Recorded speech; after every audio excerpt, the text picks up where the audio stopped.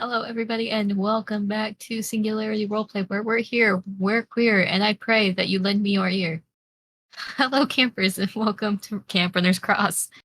I will be your camp counselor this evening and during your entire stay with us here, and you can call me Meg, or Meg Mysteria if you're feeling formal about it.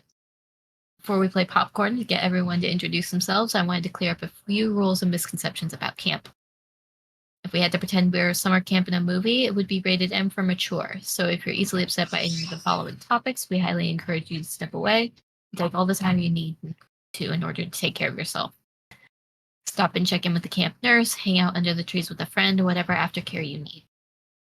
Topics that may be brought up while on campgrounds may include, but is not limited to, the following: homophobia, transphobia, hate crimes, hate speech, or death, general violence, discriminatory speech and violence, and the mention and use of particular slurs. Please understand that all campers are aware of these topics and that we have multiple safety tools in place for them to use, and they will always have a direct access to me as their lead counselor.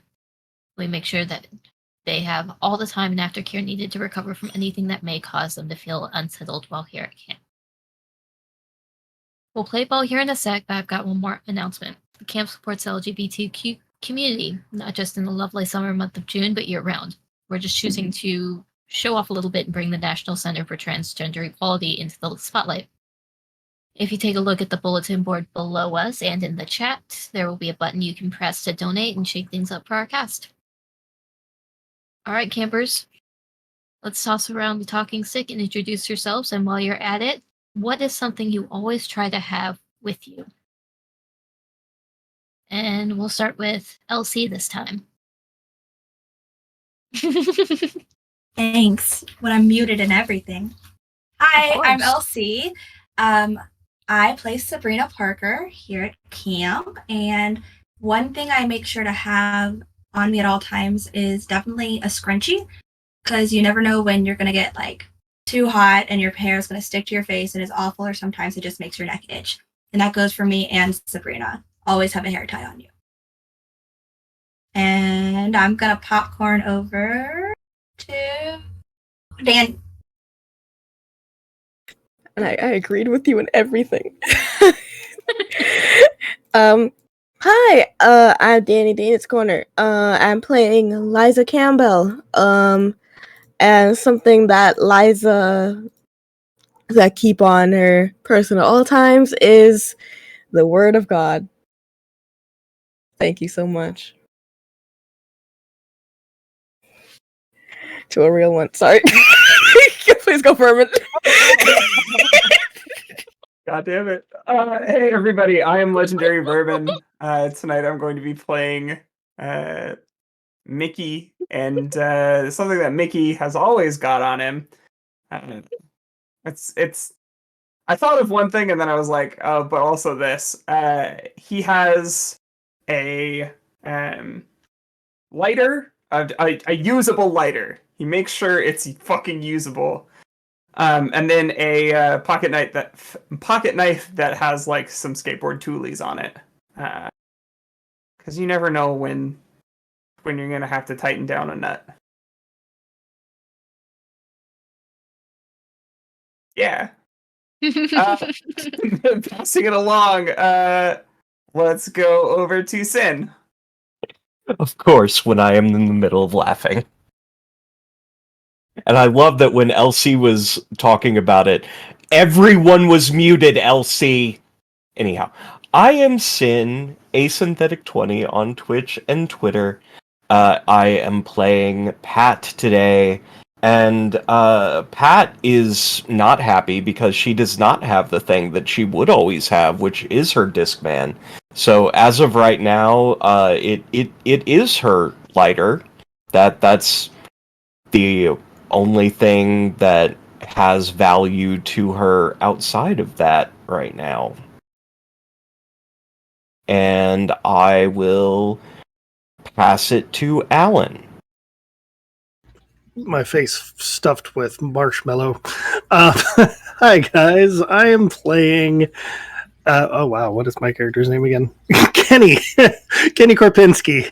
And I want to say the one thing that he normally keeps on him, which is currently with Mickey is his sketchbook, because he likes sketching real life.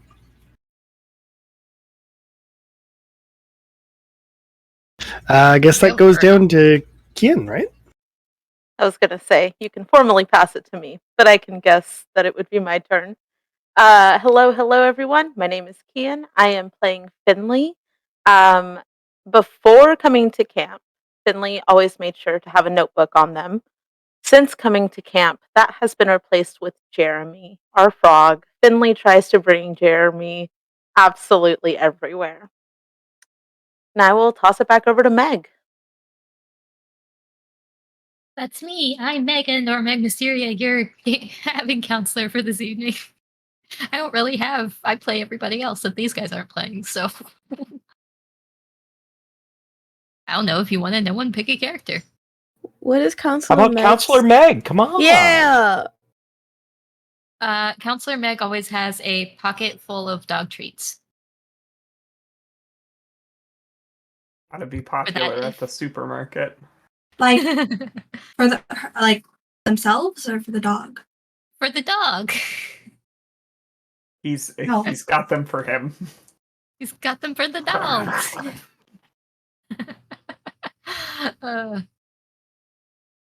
Hey.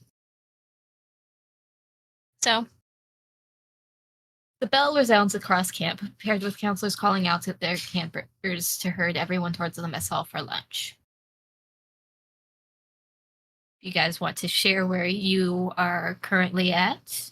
Set that scene a little bit before you transfer. So, hey, what did y'all talk about?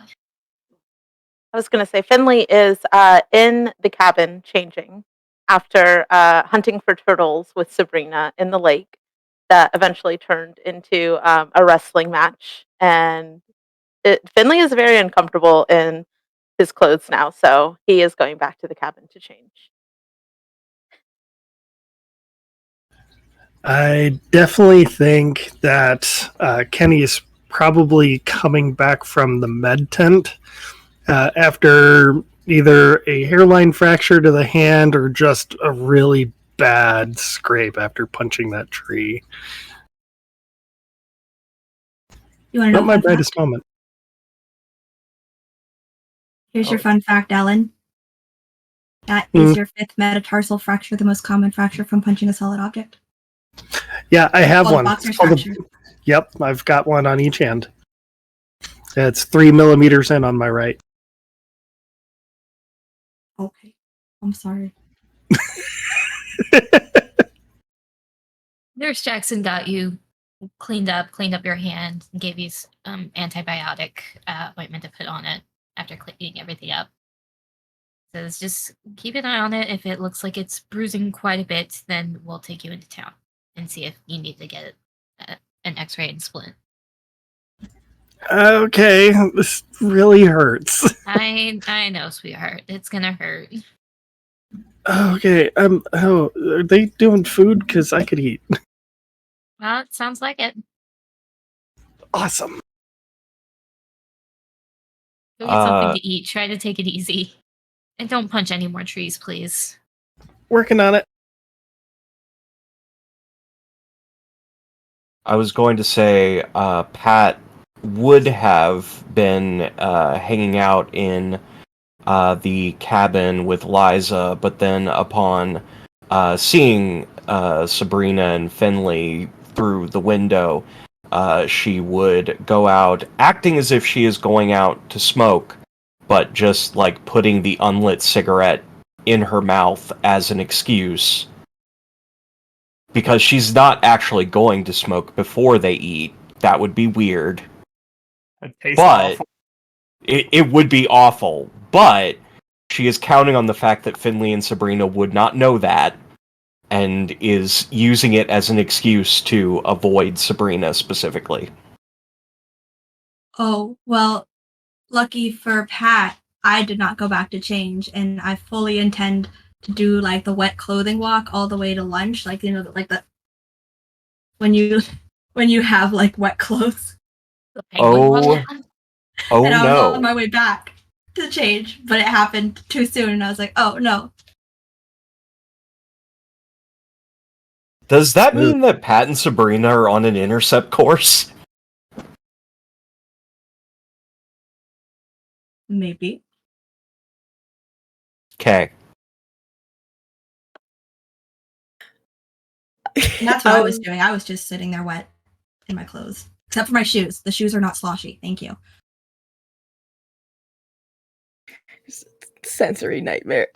So Liza was with Pat in the cabin, but once Pat left, and I will say, like, for the entire time that Liza and Pat were just in the cabin by themselves, Liza went to go, like, grab things to help with the turtle catching, but then felt really bad because she didn't want to leave Pat alone. But then she was also promised to go and help with the turtles. And so she got stuck in this moral dilemma of walking back and forth from the door to the tank, from the door to the tank. And then she settled on not settling because this lasts the entire time that they are there up until Pat leaves, and then Liza fully stands still because something in the room has now permanently changed and she doesn't really know what to do anymore, as she's holding, like, she tried to like sort of clean up the space where, like, the tank is with, like, the frogs and where the turtle is gonna be. She, like, sort of cleaned up the area and, like, tried to make sure, like, oh, the water's good still. Make sure there's, like, the space is good. Make sure there's, like, the proper food has been being good. Everything's filtered correctly. But then Pat left, and so she was just sort of standing there in the middle of the cabin, just, like, staring. And then and then Finley entered, and then she sort of just gave, like, that little wave and then moved out of the way. And essentially sort of still stood on the side waiting for Finley before going to get something to eat. They wanted to go with Finley, just so Finley wasn't going by themselves. And I do want to state that Pat was standing there the entire time and just didn't notice the dilemma that Liza was in. It's fair and real.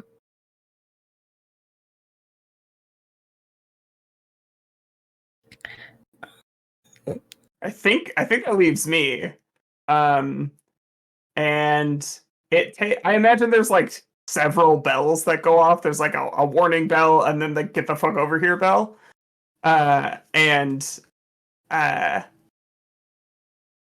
Mickey is sitting and he is looking at a drawing that Kenny did a couple of days ago of himself. Not Kenny, but Mickey. And it is a picture of Mickey that, when seeing it, he asked Kenny, "Why did you draw me so pretty?" And it takes a second bell to, like, stir Mickey out of whatever thoughts he's fucking having, and scoot off to lunch. He did tell you that's how he sees you. Yeah, and Mickey's also feeling fucked up about that.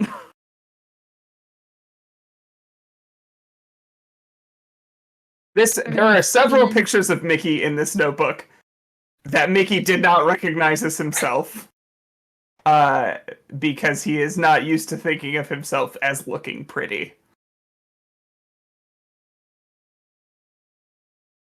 Didn't you say that one of them, Mickey thought it was Sabrina? Yes, Mickey did think one of them was Sabrina. Well, we don't need to talk anymore about that image, though. Spare me the emotional and adjacent embarrassment.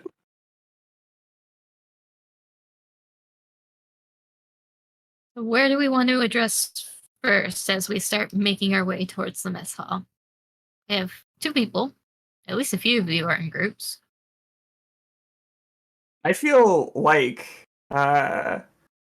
Mickey ends up, like, converging with Sabrina pretty early.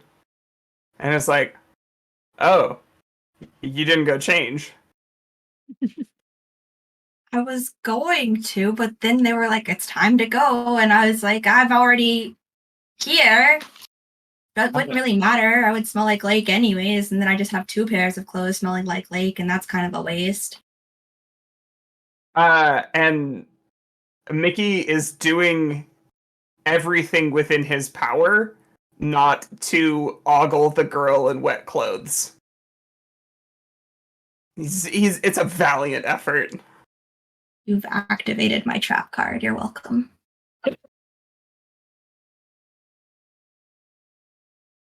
Just Okay. because That was me. The response That was he's me. got. Okay, I just want to clarify that was Elsie who said that, not Sabrina. Oh no! I of course. Okay. I always clarify now. I got it.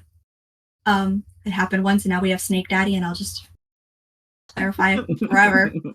I will say that Mickey has saved Pat because Pat now knows the proximity she was to Sabrina without realizing that they were both on similar trajectories.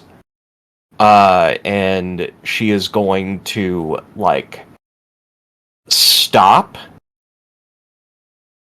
and turn around, like almost behind a tree, and just catch one look at Sabrina and Mickey, and then look at Sabrina and tilt her head, and then hide. How good is the hiding place? Good enough that Mickey wouldn't see her. Cool. I'm pretty confident in that, at least. Yeah. You're not dragging me into this. Cowards. Cowards. Yeah, if Sabrina were to notice Mickey's gaze, she wouldn't say anything. I think being your typical teenage girl, like, this is unfortunately how it is. And it's probably used to it just with the people she used to hang out with. And it's not a bothersome thing to her. I think she would not even. I do think that if Mickey at any point like realized that you saw him looking, and like again, he's really doing his best not to as whatever conversation happens. It's much easier if the conversation ends and he can just look elsewhere respectfully. I mean, but if he does get caught, he'll say, "I'm so sorry." to be honest, like, everyone is already socially awkward in this cabin anyway, so staring and inability to keep eye contact would honestly right over her head. But that being said, she'd also say, for what?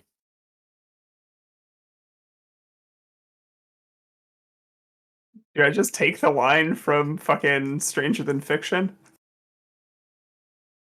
I'm trying not to. Your shirt's tight after the water. Oh, shit. You're so right. And then she's gonna like do that awkward. Oh my god, I gotta put my water bottle on. It's like that awkward, like, oh man, and you put your shoulders like really far in front of you, and you're like, oh no, I gotta like get this not tight anymore off my chest. No, Mickey's not wearing a bra. I am, but he's gonna offer the sweater. Like if you want to just like cover up. I already smell like swamp, so. Okay, yeah. I'm gonna take it, and I'll put it on. I don't have anything near me that'll match, so just pretend. I'll get it back at some point. All right, yeah, You've we're on the air-dried. cabin, so.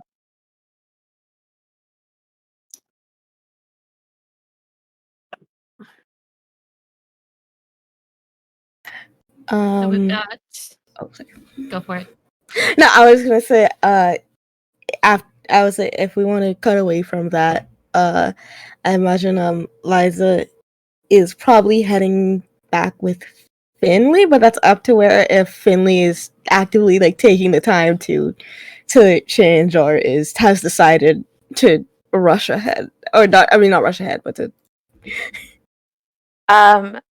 Finley would have gone sort of in that little divided room to change, and is in there for quite a minute because Finley has to take their binder off, and it is soaking wet, and that is very much a challenge.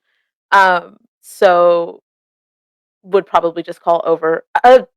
You can go ahead if you want, Liza. It's going to take me a second, but I mean, if you want to wait, it shouldn't be too long. And Finley is feeling a little flustered because was very, very close to hot girl Sabrina and is still trying to sort through all of that. So, but yeah, would kind of just make the offer if Liza wants to go on ahead. Okay. Is everything okay? Yeah. Just gonna take me a second. You know what? Just hang out. I'll be out as quick as I can. Okay. And Finley is doing their best and very ineffectively trying to not smell like lake, because that particular thing would be my sensory challenge. I do not enjoy that. So Finley is trying, but it is not working because they were swimming in the lake looking for turtles. But eventually would come back out and probably is just wearing baggier clothes, would have foregone any kind of what am I trying to say? Like affirming clothing, just baggier clothes. And thanks for waiting. We can head over if you want.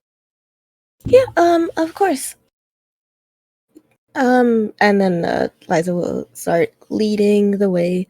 And just a real quick check. Does Finley still smell like lake? Absolutely. Great. Liza starts walking, and then pauses. And then turns around and says, "I have something that could help." With the smell, if that's a problem. Not saying you don't smell bad, but I know certain smells can be difficult, and I made an assumption that that's why you spent so much time, was to get rid of the water. Well, I guess water necessarily does not smell, but the specific water. So I'm just asking if you would like assistance with that. I appreciate it. It was not why it took a long time, but if you do have something that will make me not smell like this, I would be very grateful. Okay, I apologize greatly for the assumption. Stop apologizing. Just let's go get the thing. Okay. And then so Liza goes over to her where her stuff is, and she opens it's really weird. She opens a part of the bag, and then there's an inner part of the bag that she has to open, and then she reaches very, very deeply into this inner part of the bag, she's searching for something, and then she pulls out this very, very small bottle of perfume, and she almost she grabs it, rushes over back to Finley, and then almost shoves it in your hand. And she says, "I'm not supposed to have that. I shouldn't be holding it."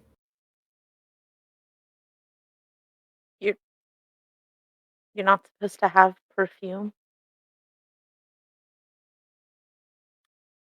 Is this a Bible thing?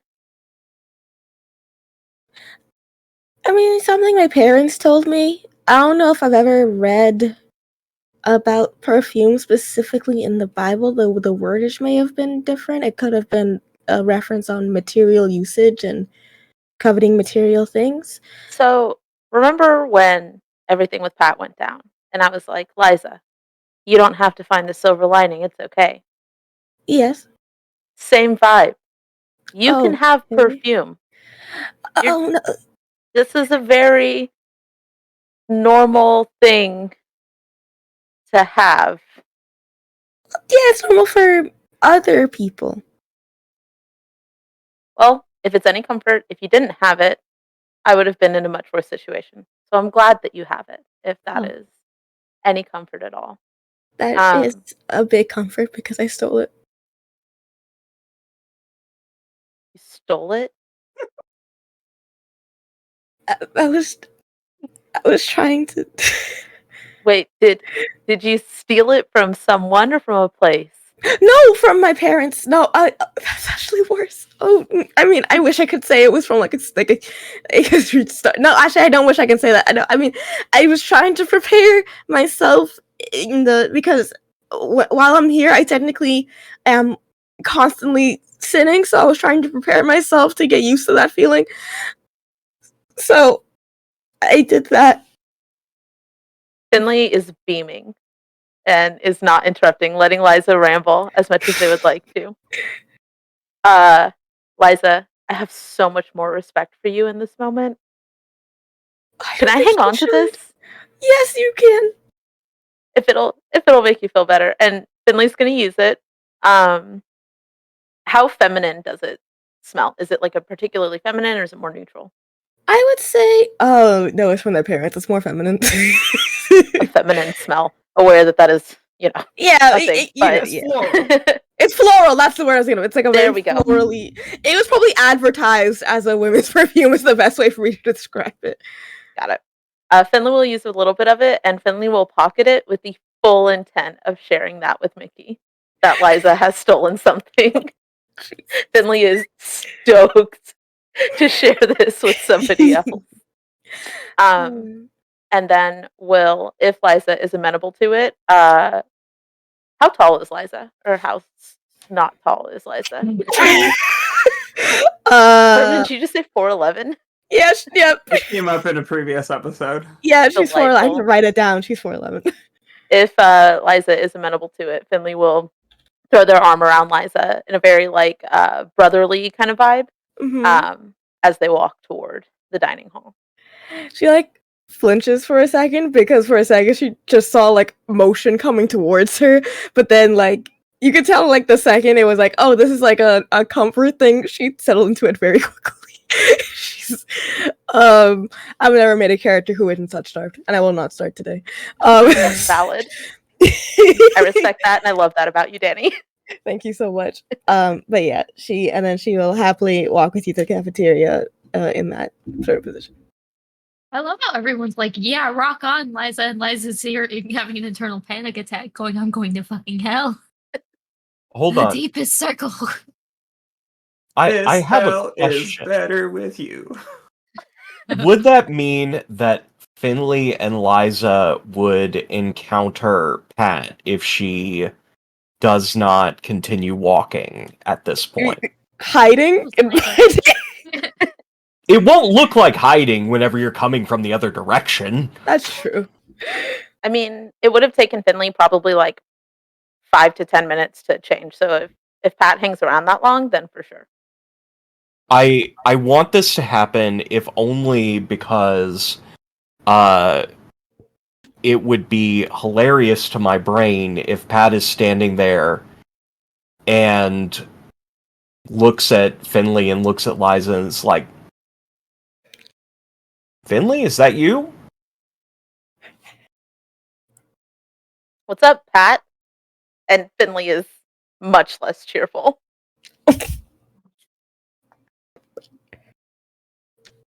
Just smell good, that's all.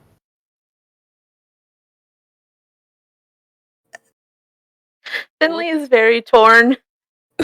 That's gonna incite some gay panic, but Finley doesn't know what to do with that coming from Pat. Thanks. I guess, and like eyes down, walking faster. Technically, probably rushing Liza along if Liza does not try to get out from under their arm. Are you like looking straight at the ground? Pretty close. Yeah. Okay, I think you'll probably bump into Kenny, who is currently shirtless because his shirt's covered in blood. Finley is going through the gay panic obstacle course right now. Well, you okay? I'm sorry. I'm so sorry. Hey, Finley, and like doing Finley. Hey, Kenny, and like looks awkwardly off to the side. It's it's lunchtime. We're all supposed to be going to go eat. We should probably go eat. You can if you know if you want to change. And Yeah, go I'm put a shirt gonna on do and that. Yeah, yeah. I need a new shirt. This one's Cool, great. cool. See you there. And like, I don't know yeah, how fast you smell Liza is nice. moving. Oh God, Finley is regretting this perfume situation now. I don't know how fast Liza is moving. If Liza is not keeping up, Finley is taking their arm off and is like booking it to the damn dining hall to get away from her. Liza will keep up. She just doesn't know why. She's like literally. The sequence of events for Liza was. I saw Pat. There was a mini conversation. Liza was about to wave, and suddenly they were very further away from Pat. And then suddenly we were stopped, and Kenny was there shirtless, and Liza had to stare at the ground as if it was somebody naked in front of her because she felt awkward and then suddenly the ground was moving faster again. So she's keeping up. She's just confused. So, as a question, does Finley have like a visible reaction whenever Pat said what she did? Finley blushes very easy. So Finley would have started to blush, and then like the talking would have picked up, and all of that. Then Pat is now meandering on the path, but she's making a note of, oh, that was fun. Oh no! Fun. I do love That's that. Kenny would have been talking to the tops of both Finley and Liza's heads as we both avoided looking. But if Mickey and Sabrina are in the dining hall already, Finley and Liza would. But before we fully leave, Kenny does a lot of sports, right? Yeah, he does wrestling and football, but not really by choice. Is Kenny kind of cut? A little bit, yes. Cool. He's a linebacker, and he does Greco-Roman wrestling, so yeah. Yeah, okay, cool. Which one is the linebacker? They're the guys that you put in the front to push at the guys trying to get your guy. The bigger, the better. Wait, Yeah. why are they called linebackers? If Right, Because they're the... Me too, Dan. They're on the line. Yeah. Hold the line. But then The line of scrimmage So- that you can't so cross hold- until the... Yeah, so Danny, as please, somebody who please played... do not try to make sense out of football. As somebody who actually played football, the linebackers literally it's a group of people that form a line that push back into the enemy territory. okay. That's why they're called linebackers, is because you're knew that. literally pushing back. I hate it. Still, we can continue. I just want to know Thank canonically you. that the times that we've seen Kenny with his shirt off or Mickey with his shirt off in this show, Mickey is just scrawny as fuck. Not like very ribs and sinew visible, but not in a fun way. Extremely awkward teenage body. Stretch marks like right here as well from growth spurts. Oh, the real experience. I remember that shit. But yeah, Liza will like give like a little like wave once they see Sabrina and Mickey. And it's a very quick one because they're trying to not fall because they're trying to keep up with Finley. But they will also try their best to direct Finley to the table if Finley is still like Hey, I just think trying to we're rush probably already at the table. Like if you're taking an age and a half to get changed, I imagine the two of us have sat down. Hey, Counselor Meg, what's for lunch? Oh God, here we go. Yes. I'm ready. What's for lunch, Meg? It's tacos. Tacos. Mickey's plate is taco fixings. It's just not set up in taco manner. It's crushed. It's a taco salad. He made a taco salad. Sabrina. No, I'm going last. Okay. But you're one of the first ones there. You We'll are come back to also whatever the monstrosity last you person created. currently at the table, so go ahead. Think about it. Yeah, give You the think woman about a minute to devise something heinous. I believe in you. This is Liza's very important character introspection. This is true. This is very valuable and important. I just get the salad. If Liza and Finley get close to the table, Finley's going to be like, "Oh, Liza, you smell great." Thank you. I'm not sure. Finley- I didn't really do anything different. Finley will absolutely deposit Liza at the table and just go get in line. No words. Finley's not talking to anybody right now. Tacos is the only goal, and that is half As far- embarrassment and panic and half tacos. Mickey will not figure out that the smell is not coming from Liza. Our resident non-meat eater, there's black beans and rice. Oh, Liza is not pointedly, but noticeably isn't getting anything to eat. She just sits there and she doesn't get any food. Hey, you need to eat. Pardon? I'm sorry, pardon? It's lunchtime. Get a plate. I can't today. What? It's a. Oh, see, it's just this is this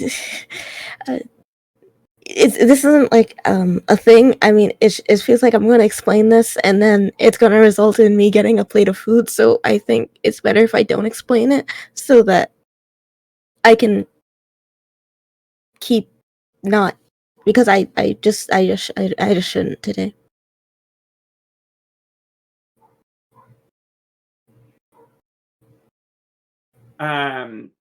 And Mickey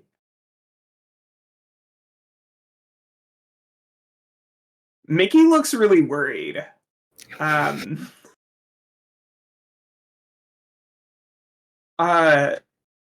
No, like, is everything okay? People should eat when there's food ready. Because if you get hungry later and there's not food, you won't be able to eat until like dinner, and you'll be really hungry by then. Oh, that's okay. I'll just the plan is I will be really hungry today, and then tomorrow I will eat again. Mickey looks more upset hearing that. Oh, no. All right. Well, But if you don't want- the food's free.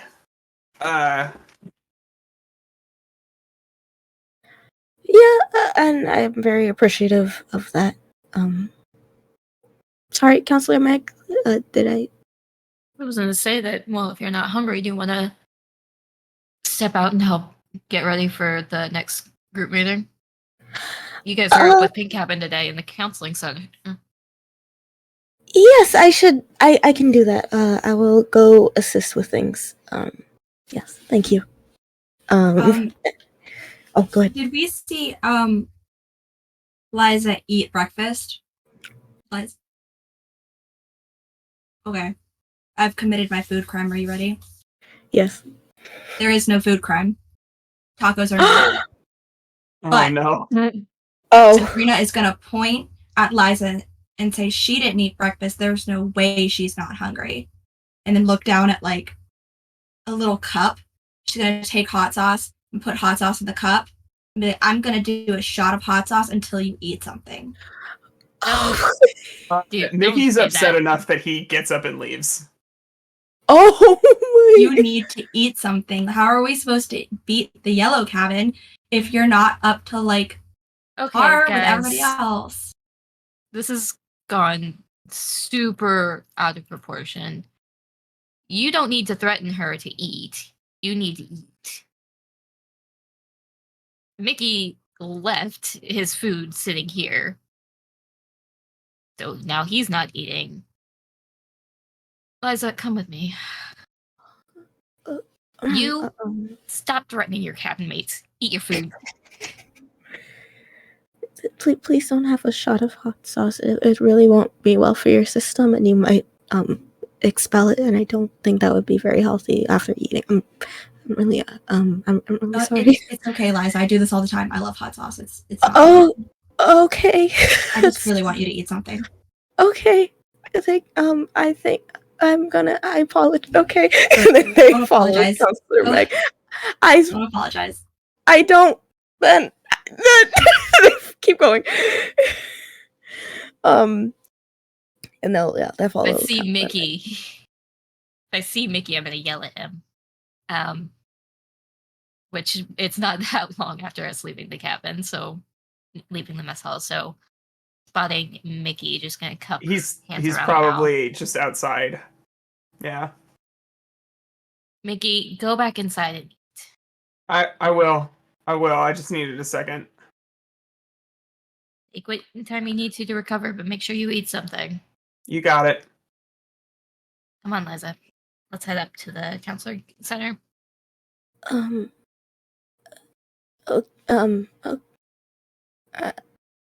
really I'm sorry if I upset you, Mickey. I didn't mean to. I mean, I didn't. It's you're gonna do what you're gonna do. I'm fine. Okay. Okay. And then Liza sort of just keeps her head low and will just keep following. She keeps she has like this little like with what she's wearing today, she has like this these little like not ribbons, I don't know what it's called. So this little like things you would use to like tie across the sort of dress, and she's like fiddling with it and then stops and then keeps fiddling with it.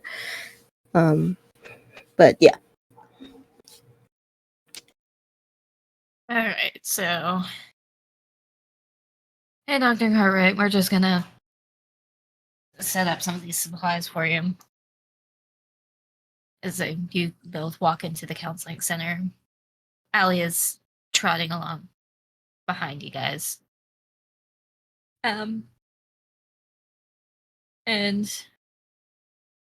Meg hands you a stack of papers, and it looks like, yeah, okay, so you're gonna put 2 of those sheets that have like the side profile of a head, put 2 at each spot. Okay. Yes, counselor, that's a good one. Okay. And then they will just do that silently. No, if you're comfortable with it, you can just call me Meg. It's I would like to be polite. That's all. Yeah. Understandable. So if I promise not to lecture you or make you do anything about it, will you tell me what's going on with you not eating today? It doesn't seem like you're sick.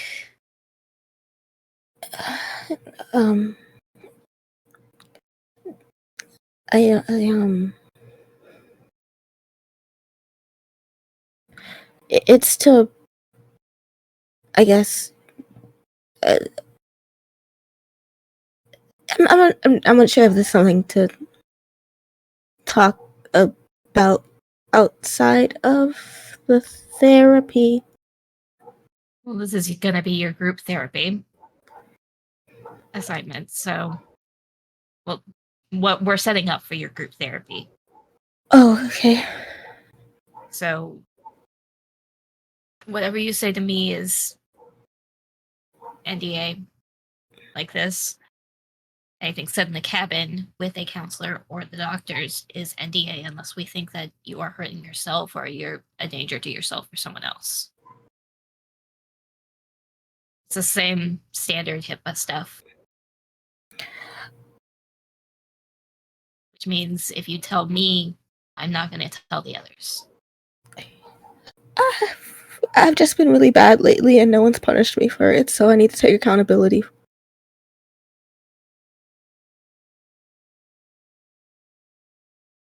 So your method of making yourself accountable and punishing yourself for, sorry, lack of a better phrasing, you're refusing to eat?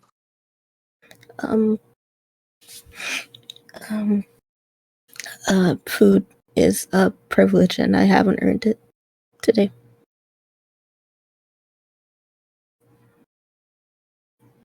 I guess more yesterday than I guess today as well. Technically the entire time I'm here, but I was trying to be kind to myself. And I've been trying to be as kind as I can be and patient, but it didn't feel right, and I felt like something worse would happen if I didn't.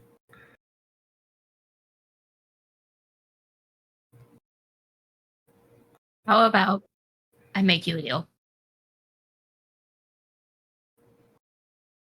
I don't condone this course of action. I promised you I wasn't going to lecture you. I'm just saying I don't condone it. It's not a view I understand. But I can negotiate with you on how we maybe go about this a better way so that you weren't starving yourself. How about, and I'll talk to Dr. Cartwright and Nurse Jackson about you doing some extra work for them. And if you do the work, then you get to eat.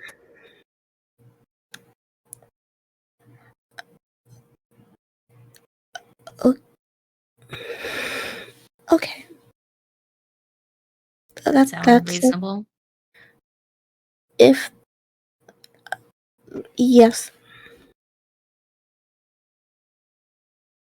You absolutely certain that's okay?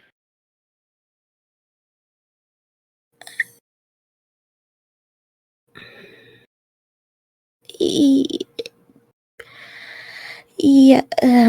Yes. Apology. Okay. Take the step you feel like you need to take. And I was just like messing with her hands a lot. And she's takes a moment to like put the papers she was like setting up down for a second and looks around the room.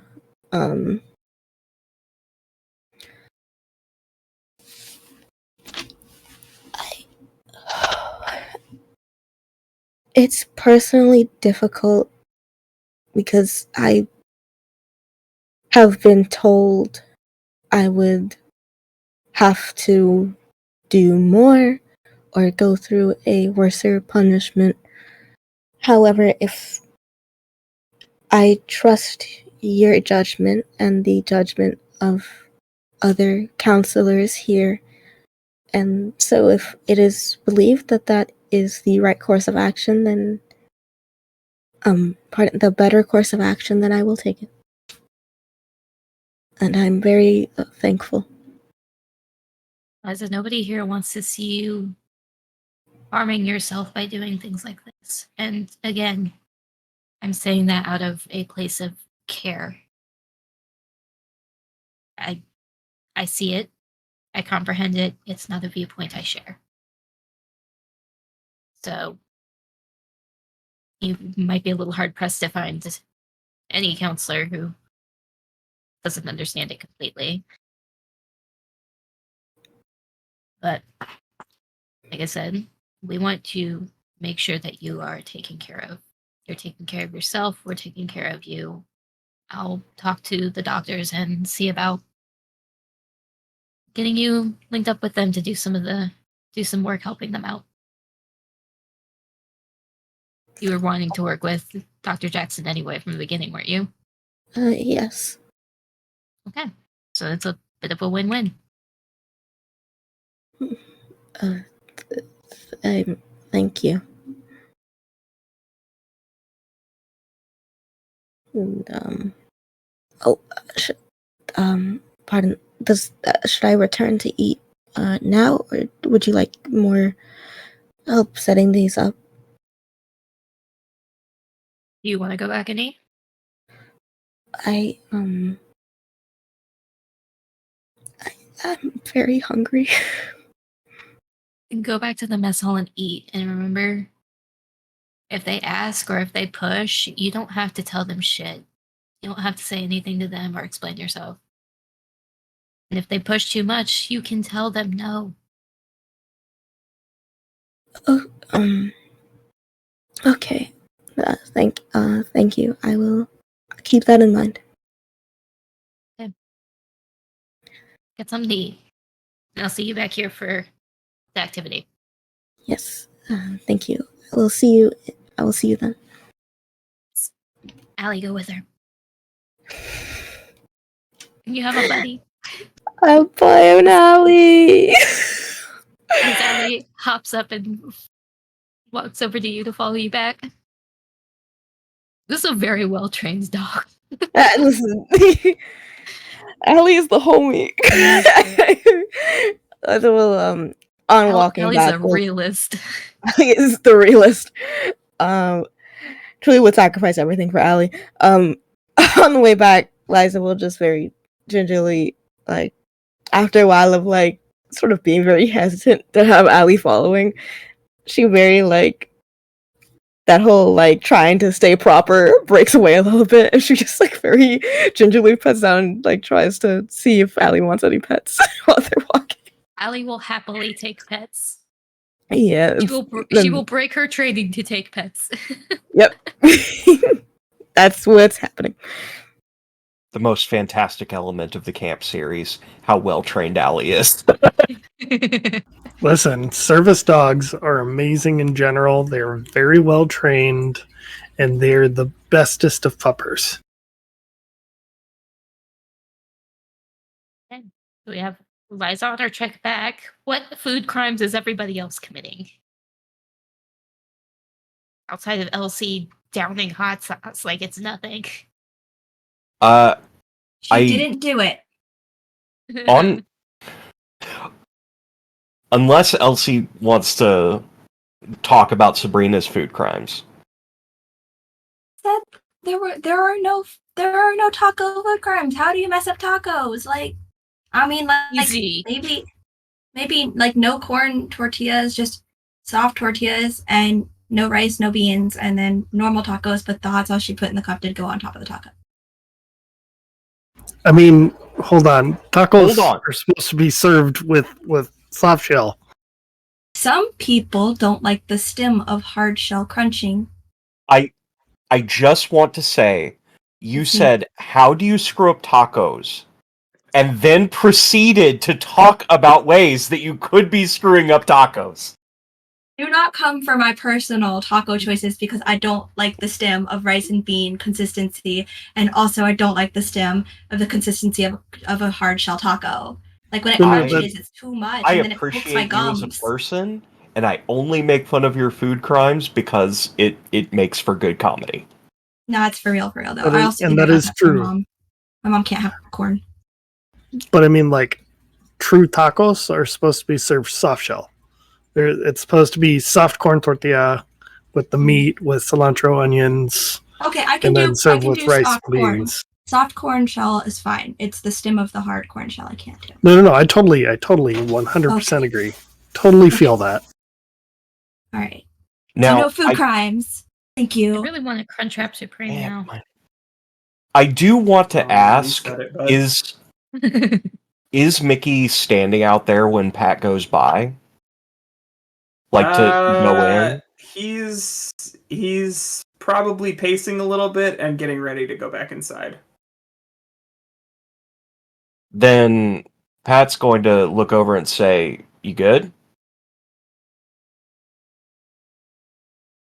Yeah, I'm fine. and walk inside. Cool. And Pat will just walk in behind him. Mickey 100% reads that as Pat being antagonistic. I know that's not the intent. I know that's not the intent. Mickey doesn't. That's fair.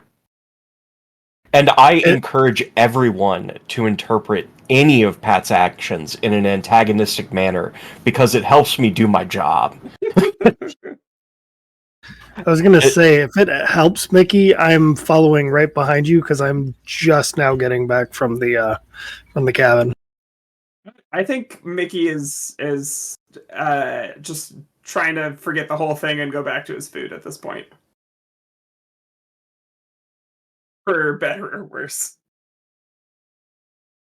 Going back to describing the food, the only thing that's off about Pat's is, other than, no cheese, no sour cream type stuff. Not that you would have sour cream with tacos, but, no dairy.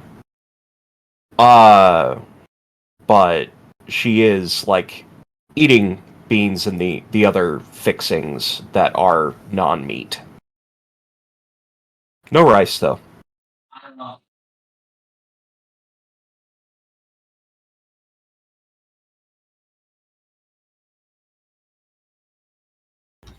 Are they so? What kind of tacos are we talking here? Are we talking ground beef tacos? Or are we talking actual barbacoa and carnitas? Ground beef. Talking. It's ground beef. Oh man, It's They gotta make American this for tacos. 500 people. Public school food tacos from the 80s. Listen, I went to a camp where they served us tacos al pastor.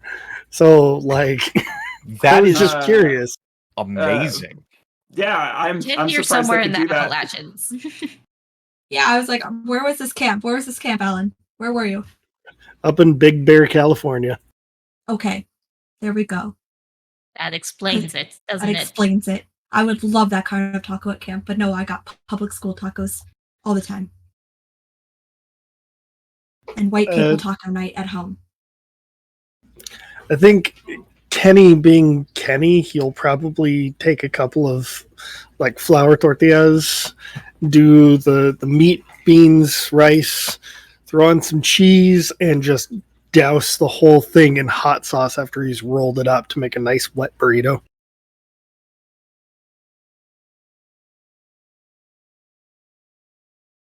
Mickey will look on at that in awe. Never had a wet burrito? Shit's amazing, man.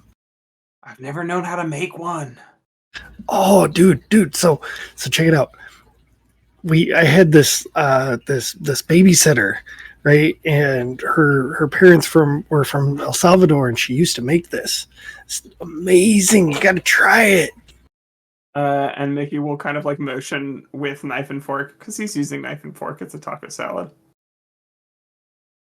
Yeah, I just pass the plate over. Hell yeah! Told you. I believed it. No argument here. Anybody else want to get in on this? You did say there was cheese in it, right? Yes. Pat be like, sorry, can't. Oh, that sucks. It's alright. You get used to it after a while. That's fair. Easier to, do all the weird diets and stuff. I mean, you've got the build. You do sports, right? Kind of, yeah. Yeah.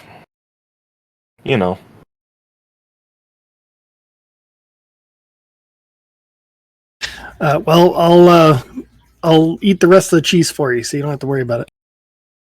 Appreciate it.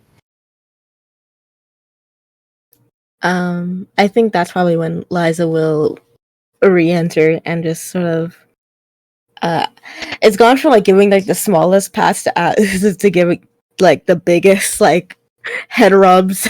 Like there was a hug at one point. It was she broke down immediately. She couldn't help herself. But then she'll wash her hands first, and then she's going to go get what was the vegetarian option? It was beans and rice. Black beans and rice. Black It's beans usually and a rice. substitute for meat. Yeah, that's what I always get a plate of that. Just black beans and rice and some water, and we'll join everyone.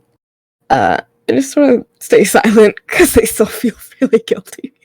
But they're just gonna sit there and just sort of slide in and just look at their food and to avoid to say anything. They pray a lot faster than they would usually. I will accept no slander on Liza's choices. Beans and rice are a complete meal on their own. You're so right. 100% agree. I hate beans, but I agree with you.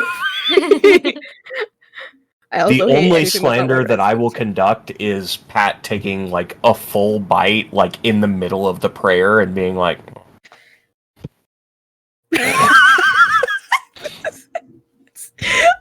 Listen, that's fine. Oh gosh. But yeah, then Liza will pray silently to herself. She doesn't say it out loud. And then just start silently eating. And she has a good amount on her plate this time, instead with the smaller increments she usually does. She has like a pretty full plate. Finley would have been at the buffet table while the buffet line while Sabrina was threatening to do a shot of hot sauce, and then Liza would have left and Mickey would have been outside, and so Finley would have turned around and it would have just been Sabrina, and having just run the panic obstacle course, Finley would have gotten their food and like looked and just kind of been like, hey Sabrina, and would have sat like just close enough to where he wouldn't have wanted Sabrina to feel awkward, but was feeling awkward themselves, and would point to the glass of hot sauce and just say, "Are you drinking that?" I mean, I was gonna, but then I got in trouble. So I'm just gonna put it on my tacos. Bold choice. Okay. And Finley, it is a very basic taco meal. Flour tortillas, because I too hate the stem experience of crunchy tacos. It hurts. But flour tortilla, basic taco toppings, more beans and rice than anything else. No hot sauce. Finley is not a hot sauce person. But would sit and eat quietly. And Filipino people we don't do a lot of hot sauce normally. So would sit and eat quietly and make pleasant conversation if Sabrina wants, but would definitely keep to themselves when everybody else starts trickling back in. When Liza does come back and has her food, after a minute, like after Liza's done praying and like starts eating and stuff, Sabrina would be like, "You don't have to explain anything. I wasn't trying to be mean or anything. I was just worried. I just, wanted you to eat something. You don't have to explain. I'm glad that you're eating now, but you don't have to excuse yourself for any choices that you make. I'm sorry." No, it's okay. It honestly meant a lot to me. You were very kind in wanting to make sure I was taking care of myself. That meant a lot, actually. It didn't bother me at all. I appreciated it. When I was able to think about it a bit more. I appreciated it in the moment as well, but I understood it better. I understand better now.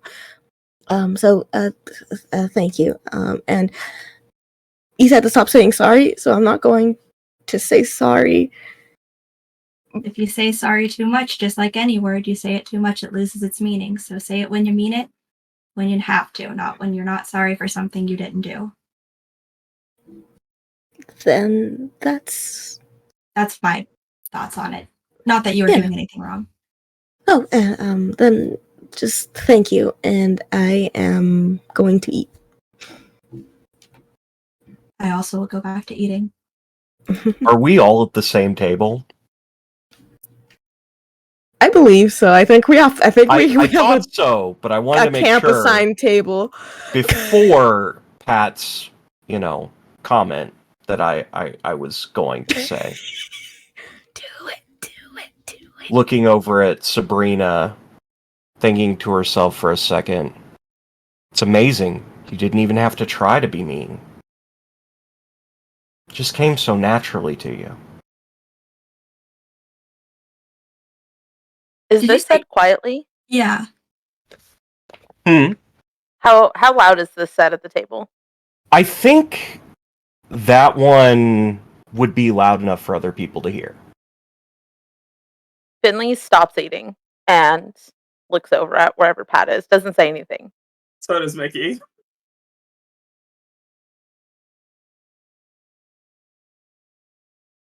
I like to imagine there's also a look from Kenny. That's fair. Allie's looking as well, like it's a moment. Allie is very confused about why everything just went really tense. So there's a moment where she stops eating and puts the taco down and just kind of like stares. Who's sitting across from Sabrina? Eliza? Probably Mickey, because they sat down at the Mickey? same time. Okay, I Yeah, didn't know yeah, if he's not like next to her. Yeah. And just like stare. It's not even staring at Mickey. It's like staring behind Mickey for a second. And there's just like a really clear twitch in her jaw. And then eventually, after like maybe 5 seconds of silence, she's going to snap her head to look at Pat and say, "You don't even know me. You act like you know me. And we had a great conversation like you do, but you weren't my friend. And you don't know who I am. Just because everybody else was mean to you, just because you think I'm sometimes mean, doesn't mean that you know that I'm being mean. Do you want to know who's being mean? You. Do you know who doesn't try to be mean? You. You're a mean person, and you've done nothing but bully every single one of us in this cabin since you got here. And you weren't even here to start. If you want to be included, then include yourself, but don't act like you can make me the villain of this, because I'm not." And then I'm going to get up and leave. That's it. Mickey's done eating at this point, and we'll be like, and follow. Yeah, Finley is wrapping up and is going to also head out. Is not following where Sabrina is going, but is walking away from the table. Everybody's leaving. Outside, unless Sabrina wants to talk to Mickey, Mickey's just gonna be like, "You good?" I'm fine. And we'll give her kind of like a friendly squeeze on the shoulder. That was fucking awesome. Needed to be said. I'm gonna catch a smoke. Meanwhile, That was Kenny's fun. just sitting there going, awkward, and just like trying to eat his burrito.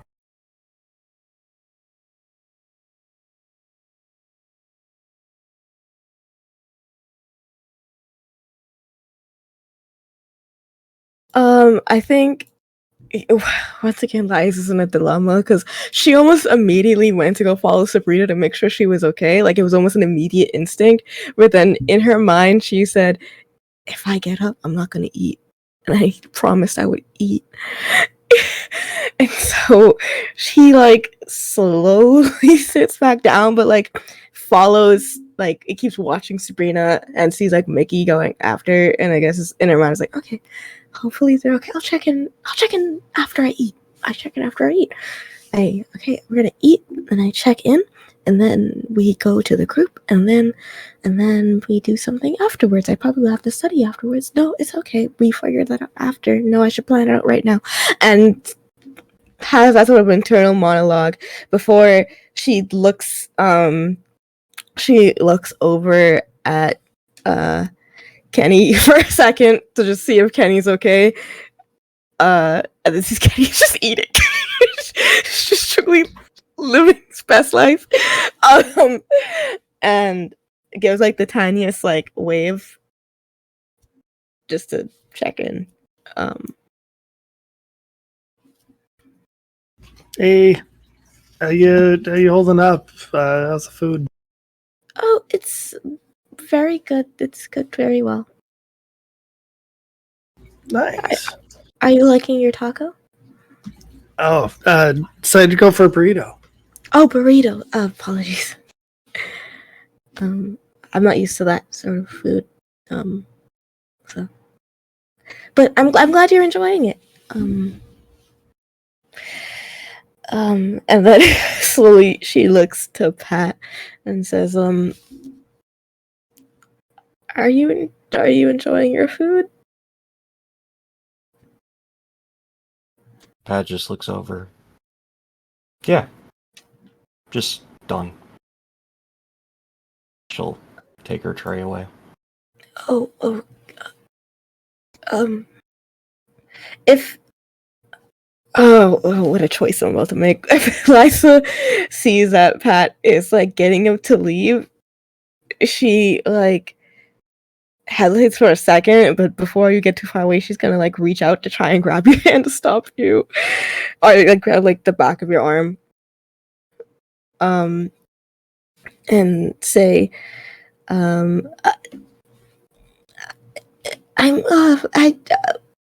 didn't think this through when I did it. It's just. You okay? Yes. I just don't know if you and everyone else are okay, and that is the problem. Well, it's not. I'm done with that sentence. I'm good. Are you sure? Walk off, not clarifying.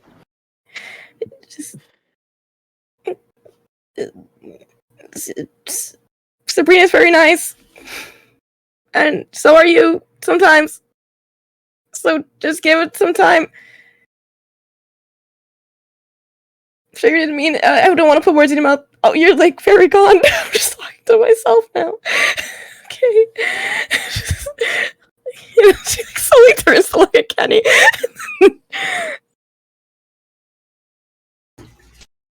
Kenny just kind of looks at you, looks at his busted up hand, and says, "Wow, everybody's awkward today, huh?" Are you okay? I didn't notice you were hurt. Oh yeah. It might be broken. I don't know. It's good.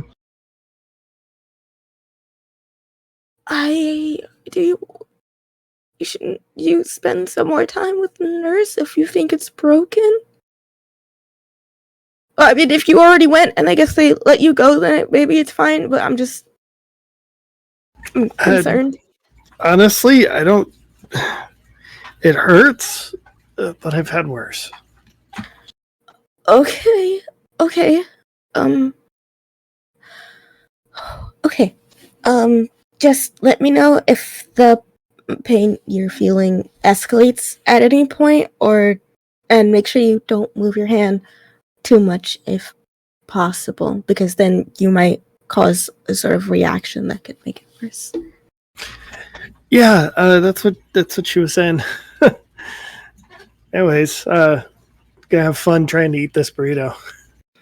Do you need help? We could cut it up and make it. Nah, I got it. I just like kind of stick the knife inside my hand, and just like.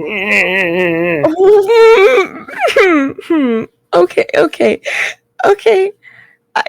I will wait here.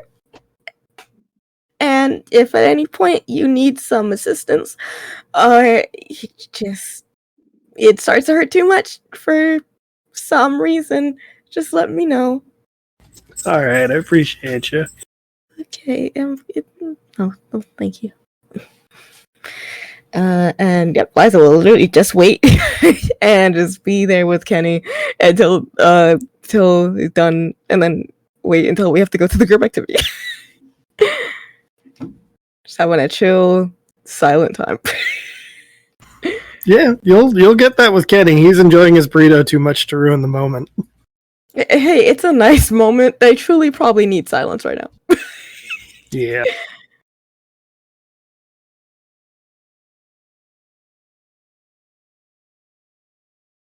So is there any scenes that we want to play out before the inevitable summon?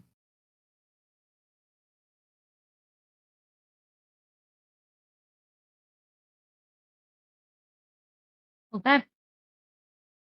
So lunch period ends, and not long after that, a couple of the counselors start circling around the camp, hunting down their dedicated cabin mates. Of course, there's Meg, the head counselor for Violet Cabin, and Olivia, the head counselor for Pink Cabin. Calling out to everybody and ushering you all towards the counseling center, where inside there's tables, some large tables set up and seats, and each station has like the pictures of the two side profile heads, pens, markers, pencils, etc. And then on each table there's a pile of just like old magazines and pictures that have look notably like they've been recycled, possibly for the last time in their life. That's how cut up they are. But waiting inside, kind of checking over everything, is Dr. Cartwright. She gives everyone a smile and welcomes everybody in. Hello, everyone. Go ahead, take a seat wherever you like. I'm just making sure that everything is set up. While Liza's taking a seat real quick, she's just kind of like, it's sort of like on the way there, like as they're entering, she's gonna shuffle over next to Sabrina, and just quietly go, I didn't get the chance, but I wanted to check in. Are you okay? Oh, I'm muted. But I'm fine. Okay, just wanted to know, if you need anything, just let me know. Mm-hmm. Sure. Definitely will. Okay. And then Liza will go take her seat.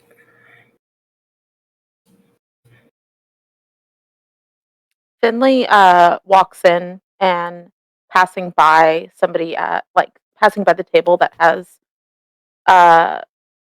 the blue cabin at it, kind of snatches the hat off of somebody, and it seems like it is very clear that Finley has been talking to this person before. It's a very joking, kind of flirty thing, but sits down on Sabrina's other side to make sure that they are there in case Pat pops off. But they're wearing now a hat that just says heathen across the top, in like classic like horror font. This is a hat that I have and I was gonna wear it tonight, but today's a migraine day.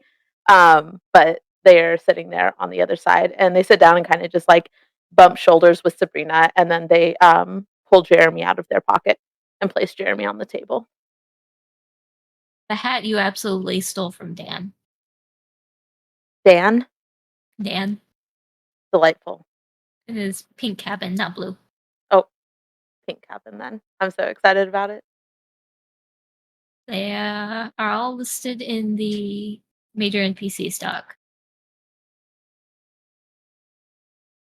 And kind of a idea of what they're like. They're people you've talked to before. Most likely. At least in passing. Mickey, before he sits down, is going to hand Kenny his notebook back. I'll be like, it's yours. And thanks, I think. Yeah, no problem. Hang on a sec. And Kenny tears out 2 of the pictures that he drew of you and hands them over to you. The 2 I'm thinking of? Yep.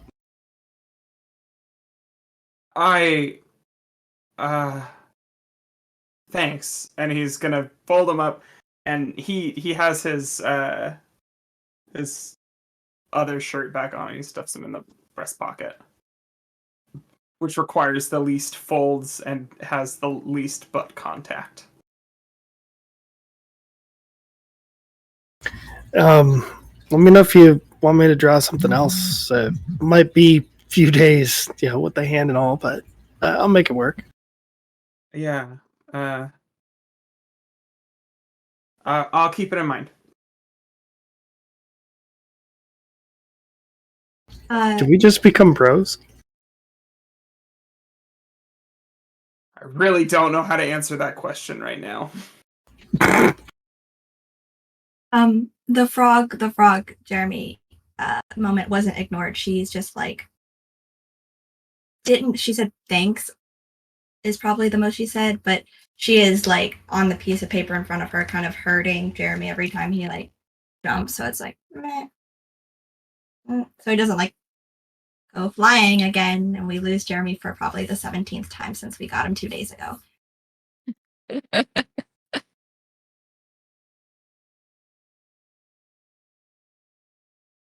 So everyone kind of gathers around, some people joking around with you guys, some pink cabin. Dan and Ellie were your I don't want to say co-conspirators, but they were the ones that helped you acquire Jeremy and Dart and put the terrarium together for them.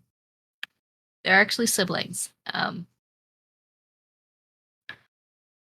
there's also Charlie, Leo, Janice, and Corey. And of course, Olivia, the counselor.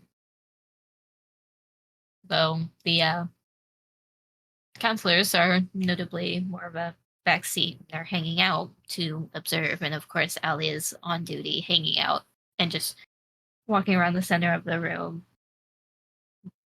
poking at everybody with their nose and trying to get attention.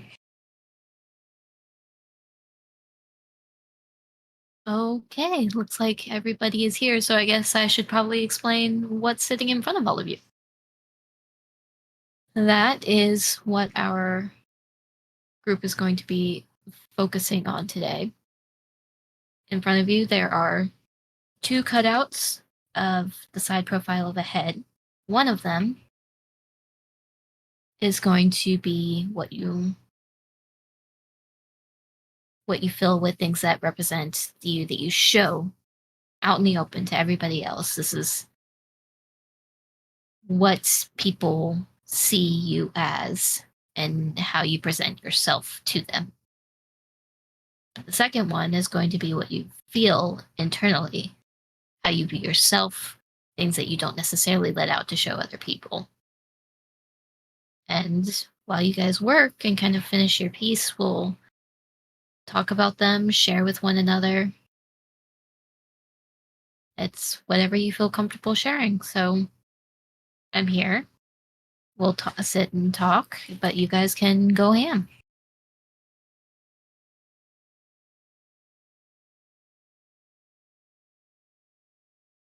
I apologize. I don't think I figured out what was going on until we had entirely set the scene, because I don't feel like Pat would have come there immediately. Okay, then we can reframe it a little bit that maybe Pat's not there yet, but That's everybody fine. else is. And Meg is off trying to figure out where the hell you are. Yeah, that makes sense. Sorry. Olivia is now the supervising counselor for both cabins, and that's only problems. Because Olivia is a chaotic person. Olivia puts the violence in Violet. Does Olivia hand just a bunch of kids some pixie sticks and tells them to go nuts before handing them to the parents? Absolutely. Awesome. My kind of person. Absolutely. And I love that for her.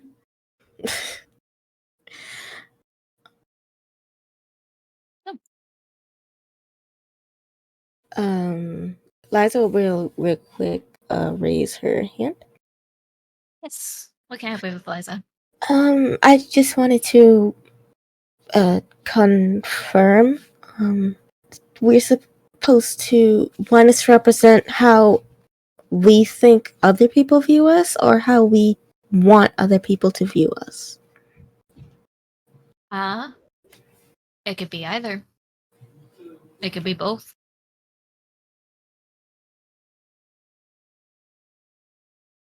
I know that's not necessarily helpful, but it's... No, thank you. I didn't mean to interrupt you. Thank You're you. totally fine, dear. If you're confused about it, ask. That's totally okay. But the whole point of it is to kind of get you thinking about how you present yourself versus how you feel about yourself. Okay, thank you.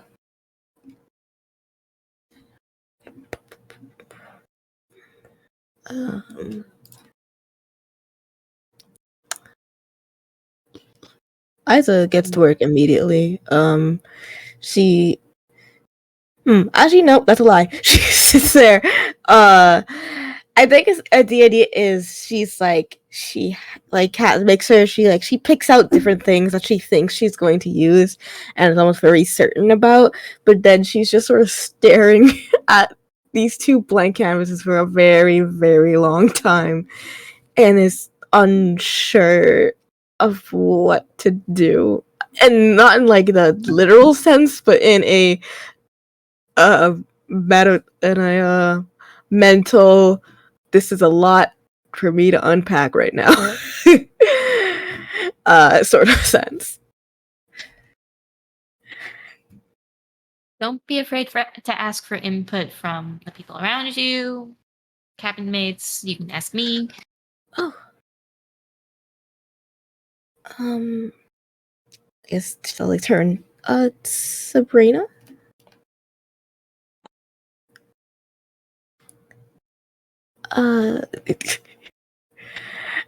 I thought that I was muted, and I was not muted, so I muted myself. Anyways, yes. Anyways, how if I could ask, how do you believe I present myself to other people in the time that we've known each other?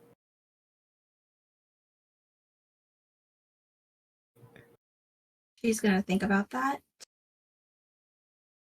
And I don't know what these, I'm kind of picturing like old Sears catalogs and stuff, which have some choice, awkward photos in them. If you've ever gone on Pinterest and looked at 80s Sears catalogs, because I've done a lot of that in my lifetime. Mm-hmm.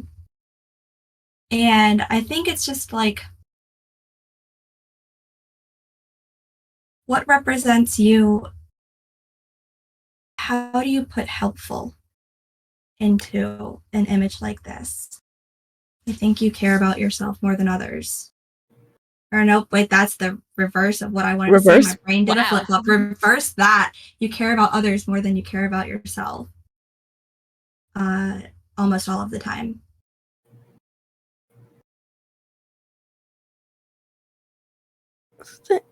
Thank you.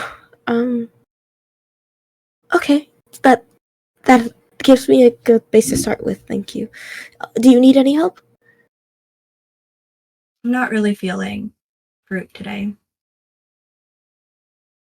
Can you repeat that? I'm so sorry. Oh, I'm not really feeling group today. Okay. Do you need to step away for a bit? No, I can stay. I just don't really feel safe sharing anymore. Oh.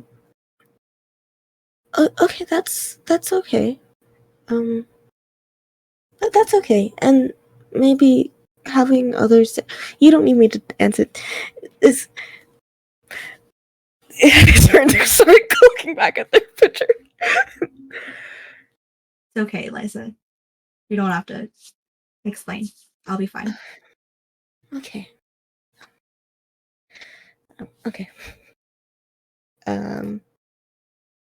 And Liza will start she fills out the presenting herself first, and someone is allowed to interrupt me if they want to, by the way, because I've been talking for a little bit. So I apologize.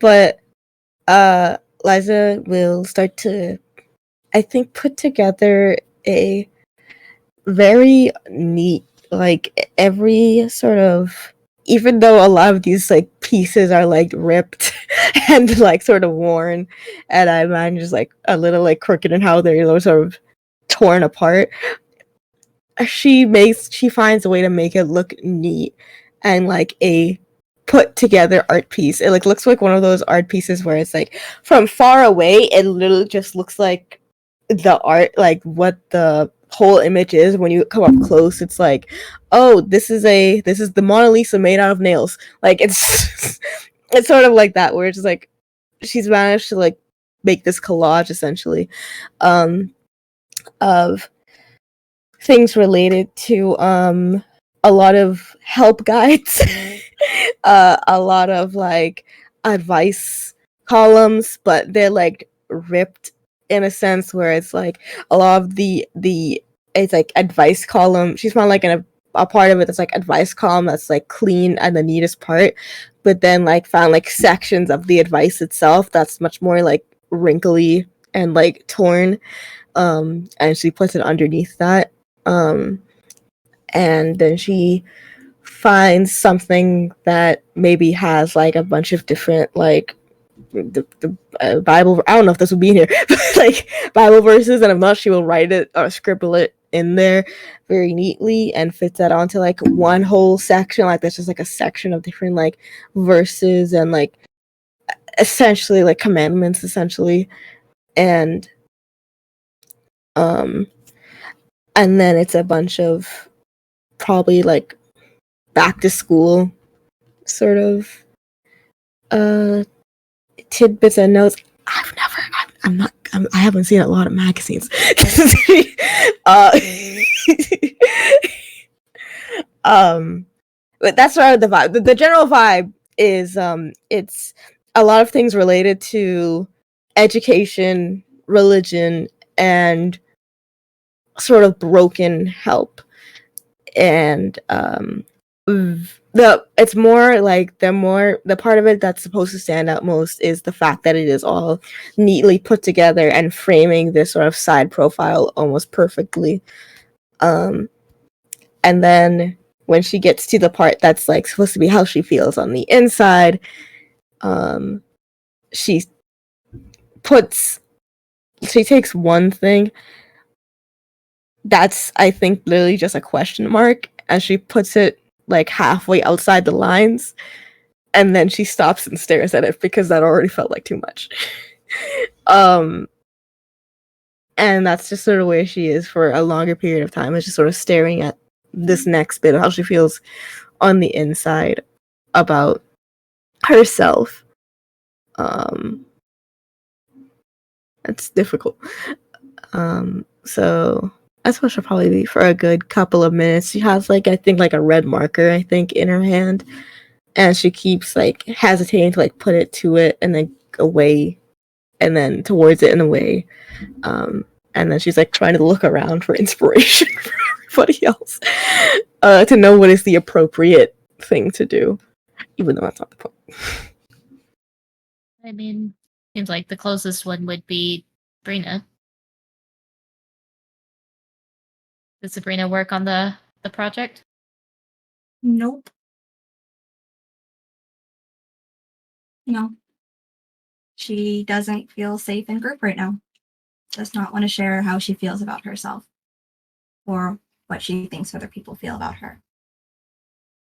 See her as. Sabrina, are you thinking about what you want to do? Is something wrong? I'm just not feeling very sherry today.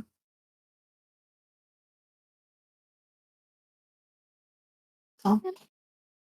Well, is share whatever you feel like sharing, so nothing wrong with that. Do you want to speak with me a bit later? No, You seem I'll be fine.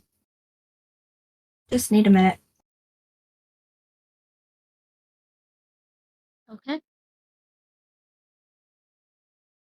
She is keeping a bit of an eye on you, though. How much tolerance does Sabrina have for Mickey shenanigans right now? I'd say a lot. Oh, you're having a hard time with the left-hand side? I got this. And he like pulls a section from a magazine and hands it to her, and it's like it's an old magazine, but it's like the women's baseball league, like an ad for that. Yeah. And then he like pulls letters off of a couple magazines, and it's just cool. And finds he's got like an old Rolling Stone. And he's going through like a lot of pictures, but he pulls out one of Debbie Harry, which is the highest compliment that he can give, even if she doesn't know that. And slides that over to her. Yeah, I feel like I can get you started. He then is gonna for his own, that old copy of Rolling Stone happens to have the cover of David Bowie's 1970 album, The Man Who Sold the World, in it. And he's gonna pull that and pull a couple of pictures of Debbie Harry. And it's really clear, like, all of the stuff that's going, he's got his two piles. All the stuff that's going in the left-hand pile is like anti-drug campaigns, anything that looks like the punk scene, but not in a flattering way.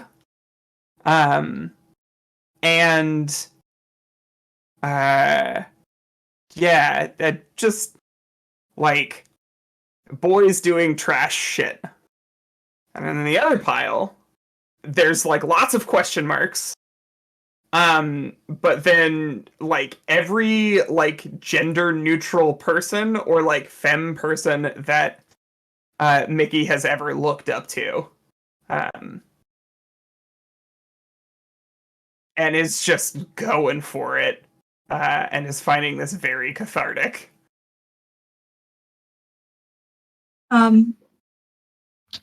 You got a smile out of her. I'll say that, a very small one.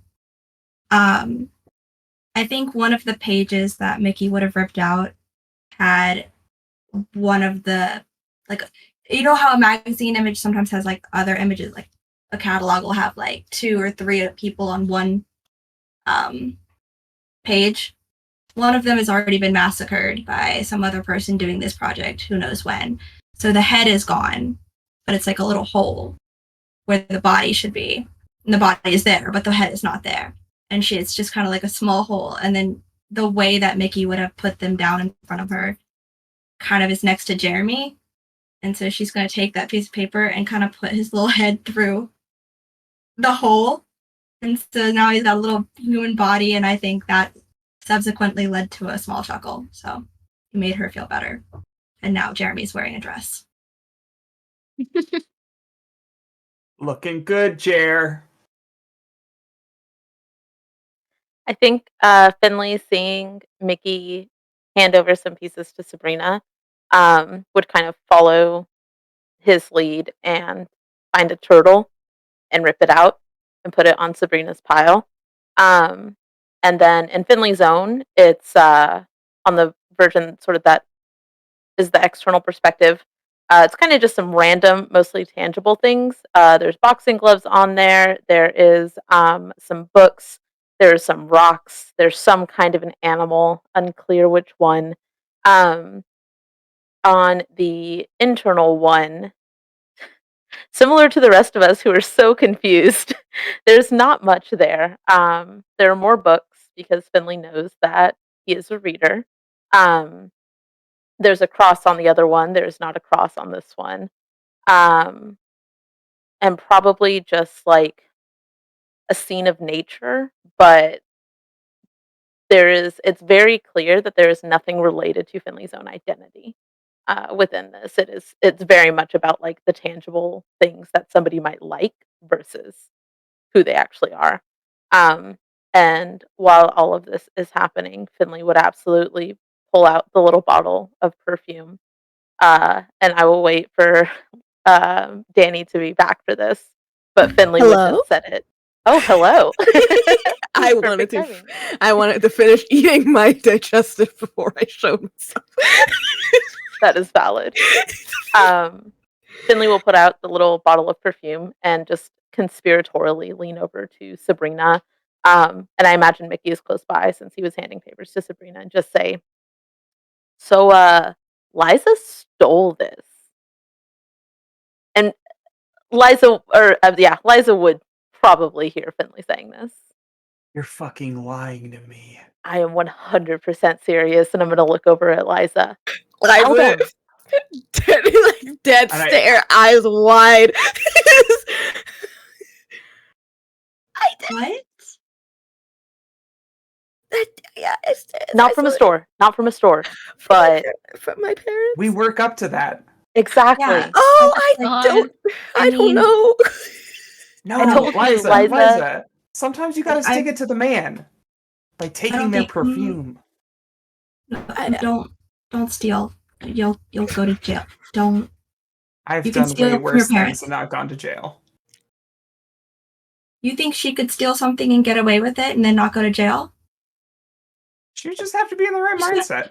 They're gonna look at her and they're gonna see her face and she's gonna be like, and they're gonna be like, she fucking stole something. She probably made that face going in. Oh, That's why she got caught. No, you can steal from your parents. I stole $20 from my dad like last week. It's fine. I stole wow. like $300 from my parents. It's not a big deal. Wow. Okay, hey, I'm really, I really appreciate that you all are helping me not feel alone in my in a crime. I mean, not to say it's you all doing it is a bad thing. I think it's really cool.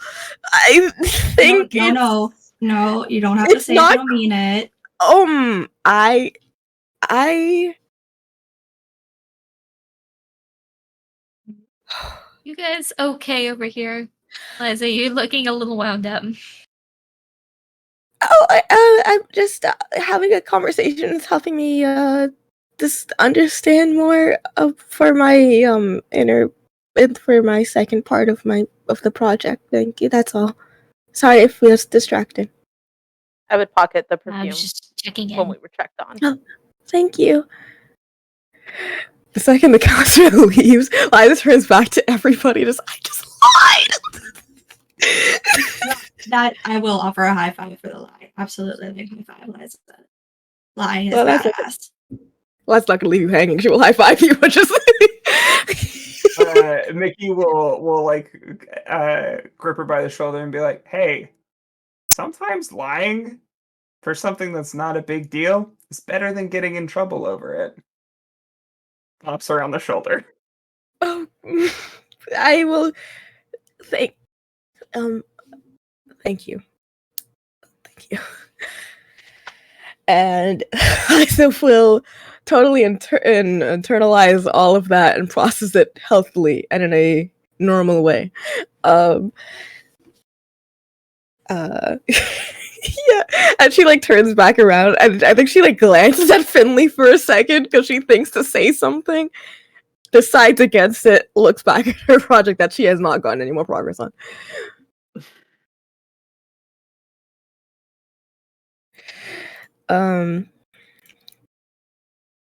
Did everybody else? Oh, sorry. That leaves us with Kenny before Pat gets dragged into the group.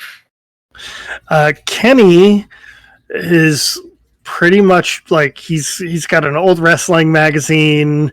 He's pulled off a couple of Hulk Hogan's, and he's taken a couple of Sports Illustrated, grabbed some of the football players, and he's posted them all on the side where he knows this is what people are supposed to see of him according to his dad. And then in like one of those house and homes, he pulls out a couple of pictures of people lounging, drinking coffee. There's one from an antidepressant ad where the person's just like sitting on the floor crying alone, and it's a lot of like, I have to be macho and show all this bravado, where inside I really just want to be calm and just be by myself. I don't want to have to deal with all these people who are cheering for me, you know?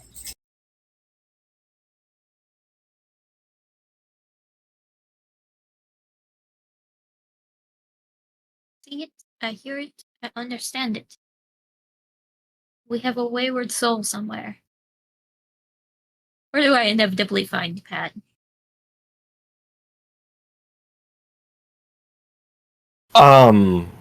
Sorry, I just saw thread created. Sorry. Pat would not necessarily like be hiding. She just wasn't into the idea of group. She'd probably be just on like the steps of the cabin smoking a cigarette.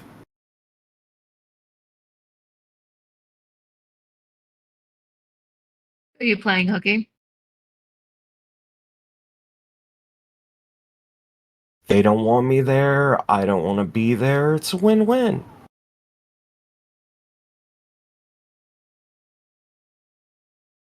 Well, that's a sure shame because I know that Dr. Cartwright was waiting for you to show up. She said she had something for you.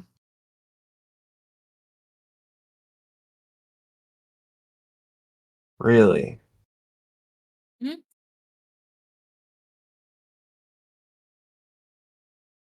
Didn't tell me what it was, so.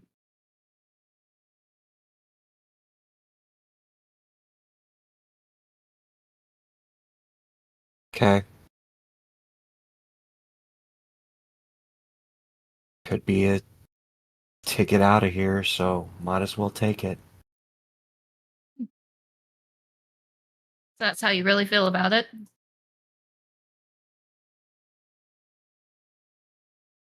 Are you gonna come?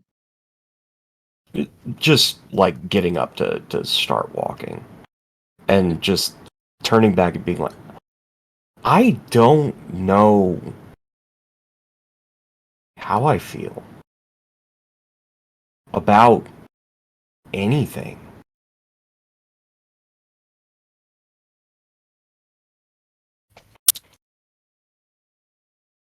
Oh, that's part of what the therapy portion here is supposed to help figure out.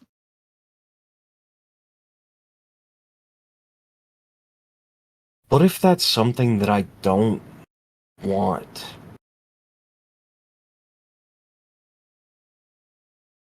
You don't want the therapy. You don't want to help understanding what you feel.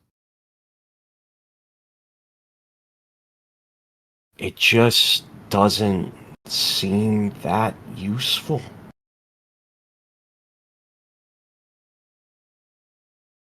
It's a lot more useful than you think. It get you going down whatever path you want to be on.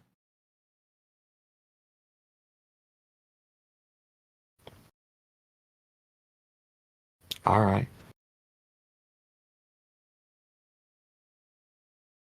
They pay her more money to figure this stuff out. I just work basically minimum wage.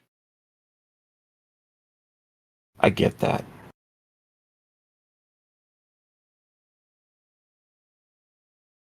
And so, well, I get to do fun jobs like this where I get to drag the wayward campers back into group therapy where she makes her money. Great. I am a wayward camper now. What would you prefer to be called?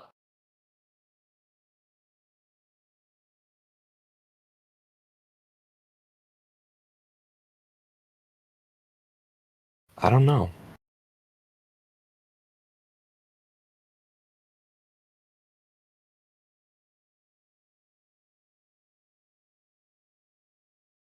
Maybe when I figure that out, I'll let you know.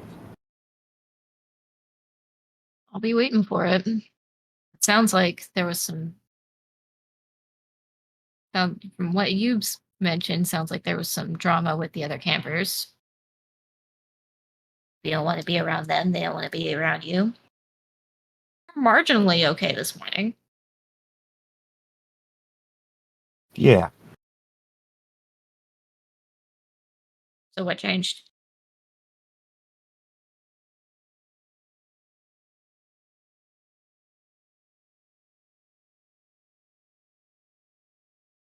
I was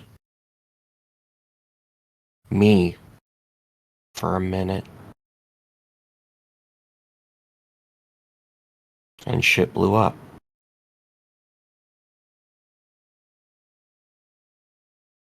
You as in what? You said something shitty? Or something that you felt was genuine observation?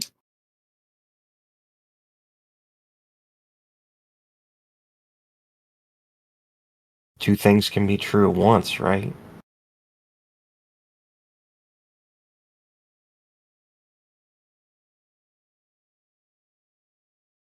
Yeah.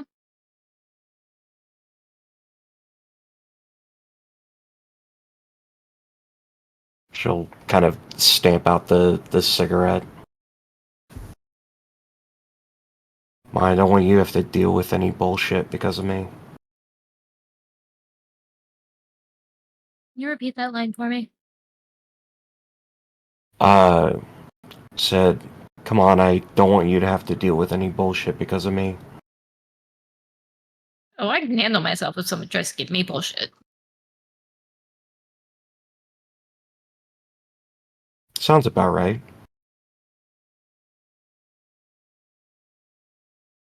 I flat out called you an asshole within the first 10 minutes of meeting you, so it worked so far.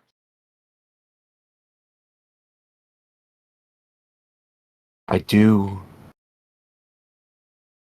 appreciate that. The fact that I called you out. The fact that you didn't dance around like other people do. I don't know how to deal with that. Is that why you're having a hard time with the others? I don't know if it's that complicated. Only as complicated as you let it be.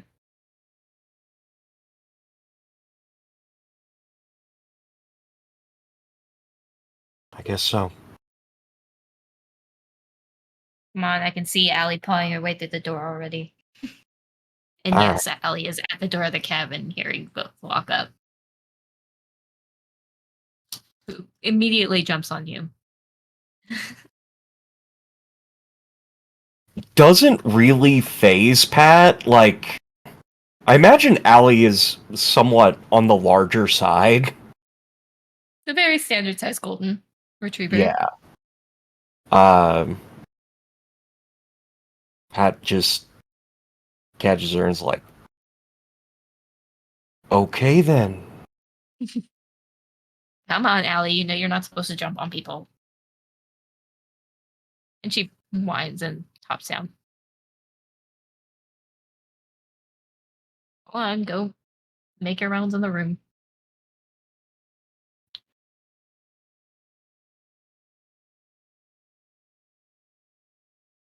Pat, glad to see you show up. Take a seat. We're doing a project where you're filling in one of the heads' profiles with what you show everyone else, and the other one is how you feel about yourself internally. What you show the world versus what you show yourself.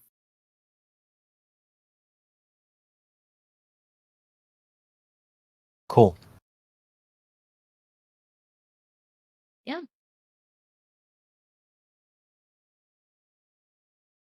She'll just sit down.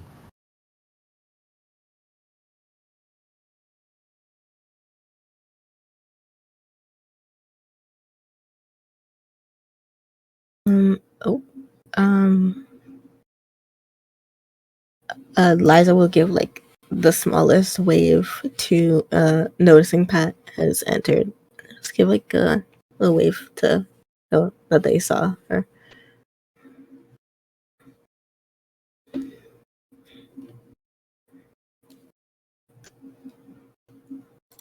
And are we cool with pausing here for a little bit to take a break? Mm-hmm.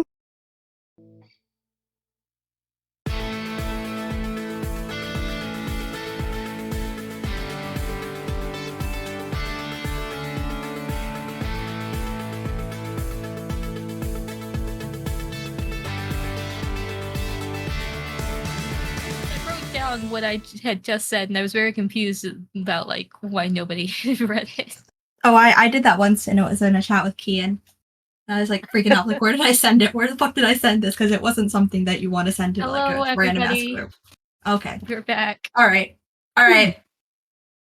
Cold cuts all around. Cold cuts, yeah. My favorite kind of sandwich. What is this, a fucking deli?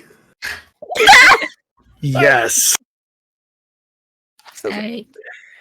We're calling it an early night to address some self-care needs. So we're gonna go ahead and do outros. Talk about where we can see each other next, and then we will call it for the night and pick up next Tuesday. All right. Start overlay order with Alan. Hey everybody, I'm Alan. You will find me back here this weekend on Singularity for King's Gambit, and because we didn't do it last week, we're going to be doing Breaking Neon for Part 2 of Bad Blood. Also, this weekend, please keep an eye out as I'm going to be releasing the game of Bad Blood on Drive-Thru-RPG in the City of Mist garage. And then, yeah, I think the next time you'll see me here is in a couple of weeks for... Actually, no, you'll see me here next week. And then after that, in a couple of weeks for our first episode of Knights of Paintown, which I believe is called Fractures of Tomorrow's Apocalypse. So, yeah, that's been me. Let's go across to Sin. I am Sin, Asynthetic20 on Twitch and Twitter. And I am really looking forward to Fragments of Tomorrow's Apocalypse. That is going to be tight, because I'm going to be here for that. But this week, at noon Central US time, on Thursday and Saturday, I'm going to be doing what I'm calling a hyper-focus marathon as part of the Queer Indie Game Showcase, playing Celeste, hopefully finishing it over the 2 days, majority on Thursday, and then on Saturday, finishing the rest. And other than that, if you are interested in seeing the weird and wacky things that I take part in, follow me on Twitter, because all of the announcements are either there or coming there to a hellscape near you. Passing on to the next person to whichever direction. Vermin. Hey, that's me. I'm Legendary Vermin. I'm on all of the hellscapes that you visit regularly as Legendary Vermin.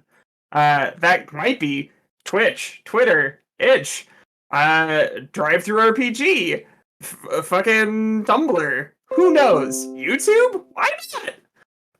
If you want to see the games that I make, you can always cruise on over to my Itch page, or you can see some of them played live over on Neon Lights Roleplay, where I also do quite a bit of role-playing. I believe tomorrow, the next episode of Stardust Ghosts is premiering. Is that correct? Hell yeah. Go watch that. Danny's in it. They're great. It's fantastic. Couldn't be more honored they're playing my game. And that game is, of course, No Amount of Armor. If you want to see my face doing stuff, though, this Thursday on Neon Lights, I'm in Last Transmission, which is also GM'd by the wondrous and mysterious Meg Mysteria, where it's like this game in that we have big, wide open role play, but also it's more like Dead Space. It rips. It's fucking good shit. Then, of course, catch me back here next Tuesday for the end of the 4x4 block of Camp Renner's Cross, and next Wednesday on Neon Lights for With the Will, our Animon story game over yonder. That's all I got. Well, slide on down to Elsie. What? Whatever. All right. Hi. I'm Elsie, taken by surprise yet again. You can find me on all social media, or as we are calling them tonight, hellscapes. just like Berman said, as optimistics with 2 eyes in the end. This next 2 weeks are very packed for me. I'm super excited. I'm going to be extremely sleep deprived, but let's go. Starting with tomorrow is Locust. We had a break last week. Guess what's going to happen this week? I don't know. I hope I die, though. It's great. That's over on the Lost Caravan. And then on the Lost Caravan again, on Thursday, we have our first ever Chaos Crew get-together. We're playing Triangle Agency. Not sure. Factory. Absolute banger game. Right? I'm so excited. I'm playing just a little guy, actually. It's going to be really interesting. And then what's next after that? On the thing, it says King's Gambit. Let's go. King's Gambit, absolute chaos. That's me. Never done a thing bad in my life. We love it there. Might get shot 6 times. Who knows? After that, it's back here for camp. And then Locust again. And then, I don't know what you're talking about. I have no more streams ever. Just kidding. I'll be back here on the fucking 1st. I'm really stressed for our Call of Cthulhu game here on Singularity. I forgot to tell you that we're on Bard Rock Cafe for the Chaos Crew on the 25th. I have not taken my 2nd dose of my meds today, and I'm not going to. I'm going to leave everything else out that I don't remember. Thanks, ADHD. Go on to frickin' Danny. Thank you. It's me, frickin' Danny. Danny's Corner. At Animated Pizza on Twitter. You can find me. That's a good question. You can find me on Neon Lights Roleplay every other Wednesday. Not starting, but this Wednesday, which is gonna be tomorrow. For Stardust. What's happening? Hold up. Danny, did you almost say Stardust Crusaders? No, wait, what did I say? Wait! No, that's not it. Wait, what happened? Danny's just saying Wednesday, and it's really adorable. What? Wait! What do I say? Wednesday? That's how I say it. Wednesday. Anyways, go, Kim. Sorry. You're good. No. Keep going. You're wonderful. Thank you. Tomorrow on Neon Lights Roleplay for Stardust Ghosts. Our oh god, Vermin said it earlier. System. I was distracted. This is No matter armor. I know I'm on our game. Tomorrow, a lot of emotions and feelings and a lot of character stuff. It's one of my favorite episodes tomorrow, Ashley, so you're gonna want to watch it and catch it. And yeah. Besides that, you can find me on Casper the NB Ghost channel every 2nd Monday in the month for our Monster of the Week Ghost Hunter series, where we're a bunch of we're 3 ghost hunting teens who originally were trying to get a bunch of ghosts for this rich guy, but maybe the plans have shifted because we've decided he sort of sucks a little bit and we are not getting paid enough for the emotional labor that we have been put through with what's happened so far. And besides that, you can also find me on Vancouver by Night with a motorcycle going by my house every Saturday so far. I believe coming up is the final episode of Bonfire for the Lost, so you can catch that over on Vancouver by Night on Saturdays. I think that you will find me here next week. Same time, 8 o'clock. Be there or be a turnip. That's all. Thank you so much. Wait, what? Why are you confused? I don't know why you're confused. Your confusion is misplaced and wrong. Be It's nope, absolutely normal turn of phrase. What are you talking about? Totally. It's I say that all the normal. time. Hey, Kian, what are you doing next? Hello. I am Kian. You can find me on Twitter at uptight_chiffon. Tonight I have been Finley. Next up on Thursday, you can find me over on Sorting Key for our Invisible Sun campaign. It is our finale episode. I'm super excited about that. Next week, I will be here again, returning as Finley. You can also, every other Saturday, I'm over on Lost Caravan, playing Fabula Ultima in our Fabula Ultima campaign. Shit just got really real for my character there. It's very stressful. You should come and see. I don't know if I can figure that out. On the 8th, we are playing our finale of Nova over on Lost Caravan, which I'm super excited about. Sometime next week, we haven't announced it yet. We had to reschedule our Girl by Moonlight APROC Chromatic game It's supposed to be this Monday. We'll be playing it sometime next week. Keep an eye on Twitter. We'll announce it there. And then I got a couple of projects coming up that I can't yet talk about, but if you go follow me on Twitter, that is where you will hear about it. And that's me. I guess that leaves it up to me. Hello, everybody. I'm Meg and/or Meg Mysteria. You can find me as such on Twitch, on Twitter, on Itch. I'm still refusing to admit Tumblr is a social media platform.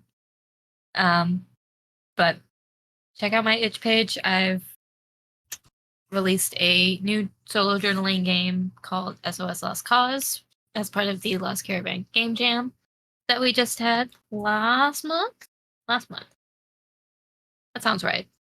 They're gonna have some more stuff coming up with that. But as far as where you can find me next, as it was mentioned earlier, on Thursday, so the 22nd, will be the next installment of Last Transmission, a Dead Space-esque campaign. Although it's not necromorphs they're dealing with, it's crab people. It's not really crab people. I just chose really poor wording when describing my mutants. We fight the crab people for the honor of Grayskull. And then we'll come back on Sunday for Breaking Neon, where I continue my trend of causing problems on purpose as a player. Yeah. And then we'll come back around Tuesday for the next episode of Camp Runners Cross. And after that, we'll be switching over to our once-a-month schedule. Be the second Tuesday, I believe we decided, right? Second Tuesday of every month. So, that's it from Singularity tonight. We will catch y'all next time. Stick around for the raid. We're throwing it over to Lost Caravan. Night, everybody. Bye. Bye. Have a good night.